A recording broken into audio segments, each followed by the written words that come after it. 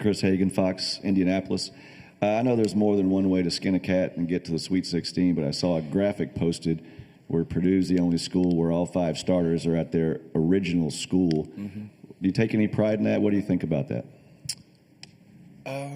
Well, first of all, we're somewhere where there's good high school coaches and there's good players. I think that's probably the number one thing for us is that, there's a lot of guys for here, in the state of Indiana for us to recruit. And if you have a good job, that's normally the case, right?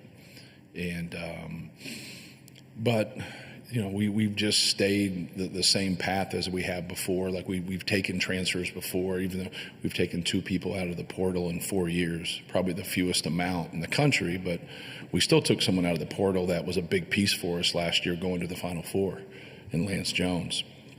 And we're gonna get a guy or 2 here in the portal in the spring. So it's just kind of the way in terms of like how you recruit and how you go about things.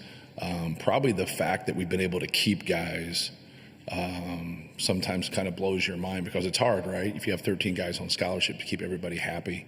But education's always been a part of our equation. So I think when guys maybe don't play as much or don't start or get their minutes or whatever, you really got to think, I'm going to transfer and then go somewhere else and not get a degree at Purdue. And so like the 2 guys that left us last year, I made them a year before tell me if they wanted another year. I wasn't going to wait to the spring and just, be in limbo. So I gave them a couple weeks and said, hey, just let us know. But, Mason got 2 degrees from Purdue. Ethan had already graduated and was working on a master's. So, both of those guys then, had a change of heart after the season that they wanted to play another, but I'd already used those scholarships. So it makes more sense to do your work in the fall than wait till the spring. Just because now you see so many guys out here getting recruited with crazy money being thrown their way. So it'll be interesting to see where we go from here, though, because there's no doubt that we're going to, use the portal. We're just probably not going to use it as much as everybody else. Right, here's Zach. Zach Osterman, Indianapolis Star. Matt, this will be, if I'm not mistaken, the first time you've coached against Kelvin since his time at IU. I'm just curious kind of what you remember maybe about those games. I think you played each other 3 times back then, but also maybe just kind of like that time just in the state and the rivalry. You both kind of arrived around the same time, I think you a year before him, but just kind of what you remember about the rivalry then. Yeah, they won 2 out of 3. They manhandled us at their place one time. The other time we played at their place, they won again, but the game was closer. We missed some free throws down the stretch. Eric Gordon played well in the game. That's what I remember about that. The other game that we won at home, David Teague had 32. Got a lot of baseline action for David Teague. He made some really tough shots in that game. Carl Landry had a good game. Those were our 2 best players then. So that's kind of what I remember, just from that, just from like the rivalry and everything that like kind of goes into those games. And but yeah. Right here, back in the back. Dustin Schutte, Sports Illustrated, Purdue. Matt, at times this season, guys like Camden and Miles, for lack of a better term, maybe were a little gun shy when they had some open looks, but they didn't seem to have that issue in the first 2 rounds. Just how important is that when you play a team that's so plays so well defensively like Houston? Yeah, Houston is a fabulous all-around team. Number 1 team in the country in defense, but also 3-point percentage. And they have players, that come off the bench for them that are great players. And it's one of those things that they're so good defensively. If you don't take that shot, it's kind of like facing a real pitcher in the major leagues, and you get that good first pitch and you take it, you're probably not getting another good pitch. That was a mistake. So when you get shots, you got to take them. Because when you don't take them, you can end up with shot clock violations. You can end up with just pick 6 turnovers. Like they're so active, and they do such a good job disrupting the basketball, whether that's their post defense and their doubles, or it's their aggressive ball screen defense, or just playing passing lanes and just their overall pressure. I could go on and on about it. Like they're an elite defensive team. So it's going to be important for us to let it rip, but it's also important for us to do that no matter who we're playing.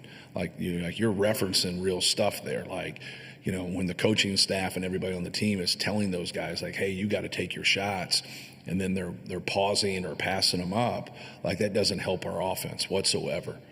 We don't have 5 guys out there creating for us. We have a couple guys creating for us. So it's important to take the ones that come your way. Right here, Bob. Bob Kravitz, Indy Monthly. How do you explain TKR's growth this season? And you saw this coming a couple of years ago, even when he was still under Edie's shadow, under his shadow. Yeah. I would just say his work and the time that he puts in individually more than anything. Like who are you when the coaches aren't around? Who are you in the off season? And Trey's put a lot of time into it, but just working on his own. Like he's worked on his body. He's a guy that is very unique. He's physical, but yet he's skilled. And I think the number one thing for him, anytime you're a good player and you can score, it normally teaches you how to pass. Because you're getting a lot of attention. Like you should be a good passer. And he's become a really good passer and a really good decision maker. And that's going to be real important in this game. But no, just proud of him for his work. But anytime you put, that purposeful work into it and you know what you're doing and you know how to apply it, you're going to make a big jump. But it's also the opportunity. With Zach leaving, it was a big opportunity for him to step in there. Chris Woodlick, CBS 4. Matt, 1 year ago, you guys were the hunted. At this point of the season, you made it all the way to the championship. This year, obviously very different. Does it feel different? Does it affect things differently with this year's team as opposed to 1 year ago? Yeah, not really. Not really. It's one of those things where every game is tough. Like we were sitting here last year and we had to play Gonzaga in this game, and then we ended up playing, Tennessee. So now being able to play Houston, who had just now this year just played Gonzaga in a very close game. So everybody's, great. Like nobody messed around and ended up in the Sweet 16, right? They had to earn their way here. And if you look at Houston, you could argue that they're the best team in the country, especially after their first 5 games. They lost their 3 of their 4 games early. The one thing that's so impressive about them is that they've had some injuries and they've had some foul trouble, and they don't skip a beat. They keep going. It's just a great program. He's a great coach. But it's no different than playing Gonzaga last year in the Sweet 16. You could give all the same superlatives to Mark Few and his team and his program, and that was going to be tough. Beating Tennessee was going to be tough. And obviously we were fortunate enough to do that. So yeah, you're comparing 2 different types of toughness, right? Over here. Hey, Matt. Eric Olson with the Associated Press. Just kind of curious about your thoughts on this. It's well documented that all of the teams that are in the Sweet 16 are from power conferences, first time since '85. Do you think that's an anomaly, or do you think that going forward this is going to be the norm? Well, when we sat on a lot of committees, and I've put a lot of time into it, and that was the one thing when the portal kept going and they allowing guys to, it started with the one-time transfer, right? And now you can transfer whenever you want. And we really talked about that, why do we want to go against, everyone's a high school recruit at one point. So now it's taken away from the high school recruit and his opportunities. We didn't want that. And then March Madness, and we've been on the wrong end of this a couple times, the upsets and how valuable the upsets are to the common fan and how it's created March Madness. Let's not get away from it. It's a big piece of March Madness. So then we're I grew up on Ball State's campus, but I grew up wanting to go to Indiana. And so when kids grow up, they want to go to the elite schools. They want to go to the Power 5 schools, and now those other schools are really good basketball schools, but they also have to be able to grow their product. And now if we're not going to grow our product as much and we're going to have a different team every single year, Purdue's still going to have players. I don't care who the coach is and what the situation is. You sell out every single one of your games. Our fans are unbelievable. We have the most Big Ten championships. We've had success for a long, long time. You're going to always have players. But now, these guys are just getting cherry picked from the D2s and the low majors and the mid majors and cherry picked from high major to high major. And so now when you look at that, one of the things we talked about in those committees is this going to take away from the value of a low to mid major program? Because if it's not fair to anybody, it's not fair to them. Like, that's not fair to them. They get a good player, they develop a good player, they lose a good player, right? And like that piece of it, we talked about taking away from high school recruiting, which it has, and we talked about taking away from the low to mid-major programs. Now, time's going to tell, like, how true that is, right? Obviously, it looks like it's trending that way, but we'll see through data. And the other thing that we talked about was, you know, what you want in life is opportunity more than anything. And 99% of all college basketball players are not pros. Like digest that and understand that. Like, these opportunities for these young men and women to take is not just like getting an all-conference plaque on the wall. It's allowing them a better opportunity to have a successful life and have their own family. And not for everybody, right? Like, some people like are going to be successful. You know, their dad went to college, their grandfather went to college, their great-grandfather went to college. You could just go on and on and on. Some people come from a single-parent home, some people that didn't go to college, whatever. And if we're just chasing basketball and we're devaluing education, like, what are we really doing here, right? So from a basketball standpoint, I think there's some things that you got to look at, and there's also some things from an educational standpoint. And to make sure that we're doing everything in our power to help them out, because a lot gets talked about. Okay, these guys haven't been paid in the past, but education has also put us in some great positions there, and I understand that, and I don't think there's any coaches that want to get away from that. But I don't like when you have 200, 300, 400, 500 kids put their name in the portal and they had a scholarship and now they don't. Like, what about them? You're saying, well, that kid should be able to do what he wants. And people that are successful don't always do what they want. They do what's best for them. And we get away from that. But that's what we're here for. We're here to help them and fight them, but also be an advocate for them with that fight. And so, like, that piece of it has got to get fixed. Because now, if some kid was only going to get an education because he was good in basketball, that's a good thing.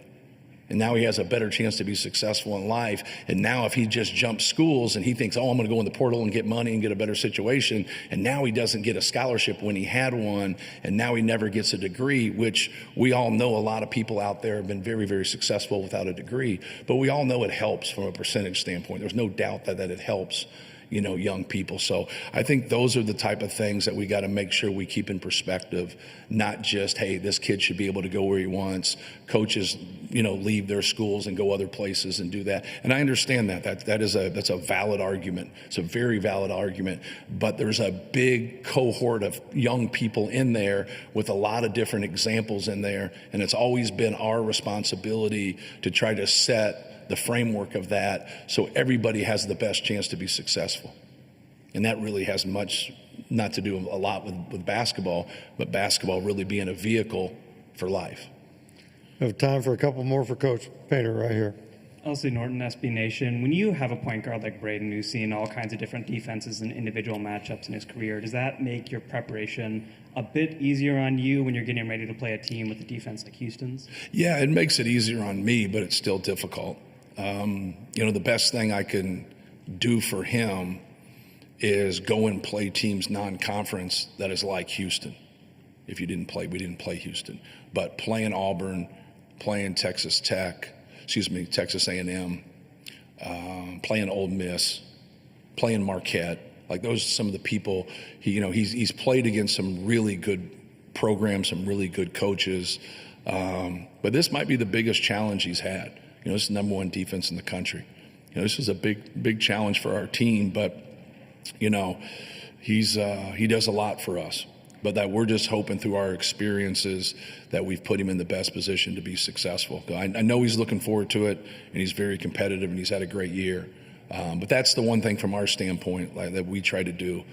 Some people think like we overscheduled this year, but anybody be a fool right now to think that the teams that beat us in non-conference didn't help us to get to this point, you know, because they were so good. Auburn's so good. Texas A&M is so good.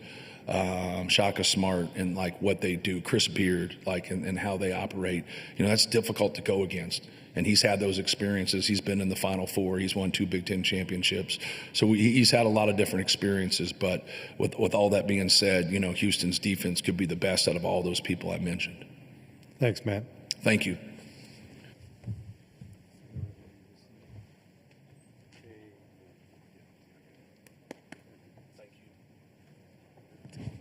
Hey guys, Chris Hagan, Fox 59, Indianapolis. Braden, so many other teams in this Sweet 16, they have a lot of transfers in their starting lineup, which is proved successful. But you guys have the stability. How important is that, not only on the court, but in the locker room, to have stability and continuity in the relationships you do with your guys? Yeah, Braden? I think we got a lot of experience together. Being able to play for our case 3 years in a row, I mean, that builds and helps over time. So having that is huge. And just, playing with Fletch, like I understand what he likes to do, like what he doesn't. Same with Trey, like I understand his spots he likes to score from, or where he's uncomfortable, or same with me for them. So, it just builds over time, and it's obviously beneficial for us to be able to be on the court together for so long. Tom? Tom Bruce, Sports Illustrated, Purdue. Coach was just saying that your loaded up sort of non-conference schedule helped you get to this point. I'm just curious, when you're watching Houston film and such, are there times when you see that's something like Ole Miss does, or we did this against that, or we did this against A&M, or does any of that stuff ever come up where that non-conference stuff really does translate to late March? Yeah, I think so. I think when you get to playing these teams in the tournament, that's why you have a non-conference like that, to get you ready for games like this, so you don't go into just playing Big Ten teams and then you go in the tournament, you don't play Big Ten teams. So I think it obviously benefits us, understanding how they play defensively are similar to other teams, and their coverages that they do defensively, or their whatever sets they run offensively, they're similar to other schools that we've played early on. So I think it helps and benefits us for both ways. Back here in the back. Serena Raboyne, WHAS 11 in Louisville. This is for Trey. I know you didn't go to school too far away from your hometown, but what is it like to play in this stage a little bit closer to Silver Creek? Trey? It's great. I remember when, obviously I guess this is in Gainbridge, but when we went to state and the entire town of Sellersburg came up, and you see all the, at that point it was blue and orange fans out there, and just the support that you get. And so I'm happy that, obviously my family, but even relatives and people from Sellersburg and, everybody that I know can come to this game. It's going to mean a lot to me. Questions, please, right here, Bob. Trey, Bob Kravitz with Indy Monthly. What does all this mean to you? You spent all those years developing, you redshirted, now you're coming of age, you're putting up big numbers. What does all of this mean to you after a very tough summer where you put in a lot of work? Trey? I think that's something that I'll be able to answer, after my time, in college is done, better. Right now it's one of those things where it's just the next step. I've always thought of it that way, whether I've, succeeded or failed, it's the next step. You got to go to the next game. You got to, try to help your team win in every way you can. So that's how I've always looked at it. Right here. Dustin Schutte, Sports Illustrated, Purdue. Fletcher, at times this season, guys like Camden and Miles were maybe a little bit gun-shy when they got the ball and had open looks, but the last 2 rounds they were willing and able to knock down some shots. Just how important has that development been these last couple weeks when you play a team as defensively sound as Houston? Fletcher? It's been very important. Obviously, teams like to take away certain actions, and when you get it out of your hands and get it to those shooters, that's oftentimes the best shot, especially for Purdue. And they shoot such good percentage, and they put a lot of time into their shots. It's the best shot for Purdue when it gets swung to them, and they're going to continue taking, and we're going to continue helping us win games. Questions, please. Right here, Chris. Fletcher, when you think about how good they are in defense, only allowing 58 points per game, I know every possession is important, but even more so, and like you said, you have to value and take those shots. What kind of pressure does that put on that into the court? Fletcher? Yeah, I don't see it as pressure. I think you put in a lot of work to get into these spots and play in these big games against great teams. So now it's just executing, so trusting in ourselves and trusting in the work that we've put in to get to this spot, and then ultimately trusting our scout that we're going to get the ball in the right spots and we're going to knock down the shots. Scott? Fletcher, I'm curious, what is it like for you to have your dad as such a big resource as a coach, as a scout, as a basketball mind, as you've gone through your career? Yeah, my dad's been awesome. Early on, I thought he was really hard on me, but ultimately it just got me to be the player I am today. And seeing his experience and what he's been through, college, NBA, whatever it was, he's helped me a ton. And then ultimately my brothers learned from him as well. So being able to listen to my brother and talk to him, and you just get a whole nother perspective. And it's just another coach that wants the best for you and wants the best for your team. Questions, please. Right here in the back. Thank you. Preston Harvey out of Louisville and WOKY. Trey, how have you seen your growth and development, and what have you learned from your previous experiences at Purdue to help prepare you for this stage here? Trey. For this particular stage, I'd say the run last year that we had, the scouting, the preparation, just being on this stage before. I think those are all experiences that you have. Obviously, from a skill standpoint, this past offseason really helped. I put in a lot of work. Like I said, I'm just glad it's paying off. Right here, Tom. Trey, Coach Painter mentioned earlier about you becoming so much a better passer over time.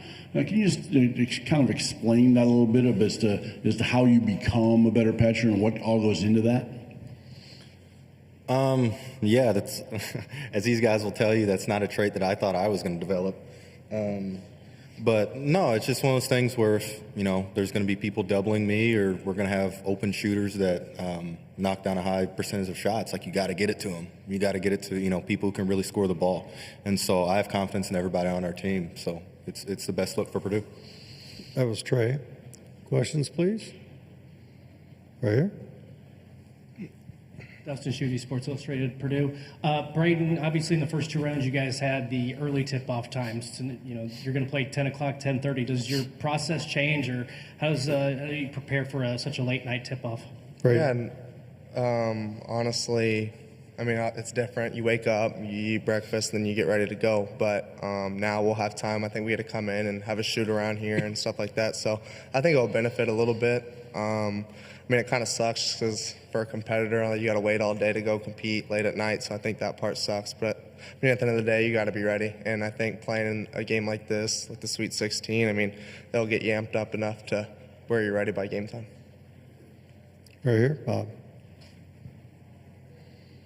Yeah, Braden, what is it about their defense that makes them so imposing, Houston? Braden. Yeah, I think it starts with their bigs. I think their ball pressure is really good. I think they can corral the ball on ball screens, and they cause havoc. And then they got quick, athletic guards that are pressuring the ball. So, you're dealing with two tough defenders on you. For my case, coming off a ball screen or whatever wherever the read is. So, just that. And then when they're in the post, they got two big guys that are super athletic. And then they're really good with their traps. So I think just for us, understanding that and just being simple with the ball, I think we'll be fine. Questions, please. All right, seeing none. Thanks, fellas.